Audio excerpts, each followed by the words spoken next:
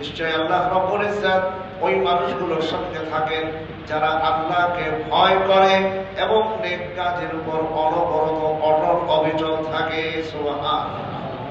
আল্লাহকে ভয় করে, যেখানেই যাব, রাস্তাঘাটে, হাটে মাঠে, অফিসে আদালতে, যেখানে যাক আল্লাহকে ভয় করে।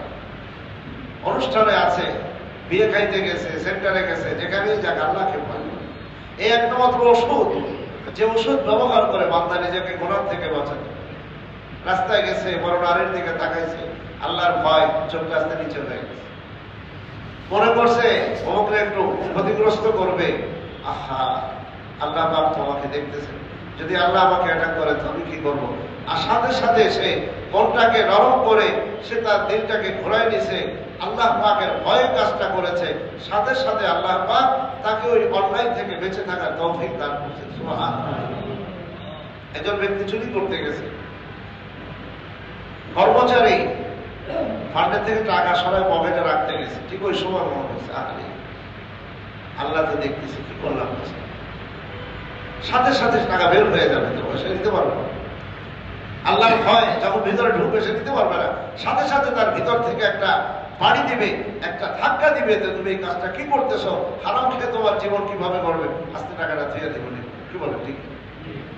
অথচ মালিক নাই, সিসি ক্যামেরা লাগাই দিচ্ছে, সিসি ক্যামেরা নাই, কিচ্ছু নাই, শুধু তার দিলে আছে আল্লাহ তো দেখতেছে না, আমি কিভাবে কাজটা করব।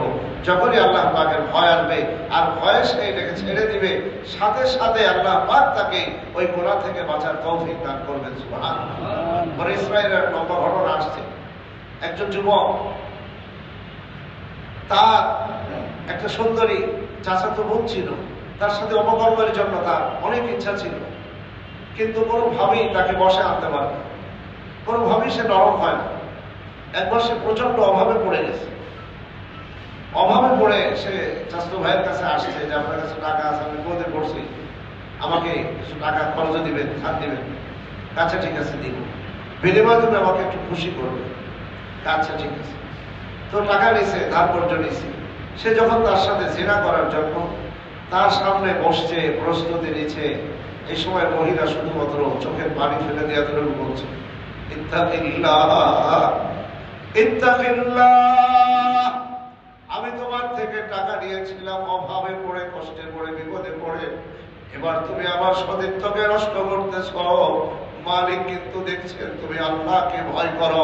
ওই যুবক মুহূর্তে এই বাক্যটা শোনার সাথে সাথে লাফ দিয়ে সেখান থেকে, জিনা থেকে নিজেকে তওবা করে জিনা থেকে বিরত রাখার ব্যবস্থা করে নিয়েছে। সুবহানাল্লাহ। শুধু এতটুকু শব্দ, ইত্তাকিল্লাহ, তুমি আল্লাহকে ভয় করো। তুমি আল্লাহর বান্দা, আমিও আল্লাহর বান্দা, আল্লাহর বান্দি। বিষয় কিন্তু আল্লাহ পাক দেখতেছে। বিপদে আমি পড়ে গেছি, তুমি বলছো, আমি হ্যাঁ বলছি, কিন্তু কাজটা তো গোনা, আল্লাহ পাক তো দেখতেছেন, আল্লাহকে ভয় করো। মুহূর্তের মধ্যে যুবক তওবা করে ওই অন্যায় থেকে নিবৃত হওয়ার ব্যবস্থা নিয়েছে। শুধু এতটুকু বাক্যে, তুমি আল্লাহকে ভয় করো, একেই বলা হয় তাকওয়া। জোরে বলেন সুবহানাল্লাহ। সরকার দো আলম সাল্লাল্লাহু আলাইহি ওয়াসাল্লামের একটা হাদিস আজকে আমরা পড়েছি, সালাসুন মুনজিয়াতুন ওয়া সালাসুন মুহলিকাত। তিনটা জিনিস আছে ধ্বংসকারী, তিনটা জিনিস আছে ধ্বংসকারী, আর তিনটা জিনিস আছে নাজাত দানকারী। তিনটা জিনিস আছে নাজাত দানকারী, আর তিনটা জিনিস আছে মানব জীবনকে ধ্বংস করে দেয়। যে তিনটা জিনিস মানুষকে নাজাত দান করে, মুক্তি দান করে, তার এক নম্বর হলো তাকওয়াল্লাহি ফিস সিররি ওয়াল আলানিয়া। রাসূল বলেন, নাজাত দানকারী মুমিনের সবচেয়ে বড় দামি সঙ্গী হলো তাকওয়া। অতএব হে মুমিন, তুমি ভিতরের দিক থেকে তাকওয়া অবলম্বন করো, বাহিরেও তাকওয়া অবলম্বন করো। কোন অঙ্গ দিয়ে গুনাহ করার ক্ষেত্রে আল্লাহকে ভয় করো, ভিতর থেকে খারাপ চিন্তা করার ক্ষেত্রে তুমি আল্লাহকে ভয় করো।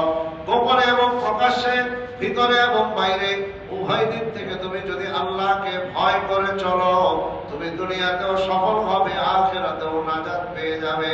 সুবহানাল্লাহ। বিশাল এক সম্পদ।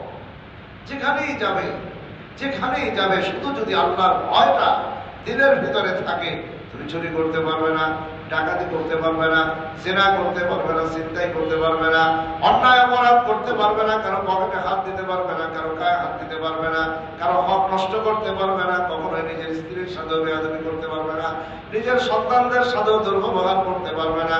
শুধু যদি এতটুকু ভয় দিনের ভিতরে থাকে, আমার মালিক কিন্তু আমার বিচার করবেন, তিনি আমাকে দেখতেছেন। এই একটা সিফাত, এই একটা ওষুধ রাসূলের পাক সাল্লাল্লাহু দিয়ে বলতেছেন, এইটাকে যদি তুমি সঙ্গে রাখতে পারো, তুমি দুনিয়ার সমস্ত গোনাহ থেকে নাজাত পাওয়ার ব্যবস্থা হয়ে যাবে। জোরে বলেন সুবহানাল্লাহ।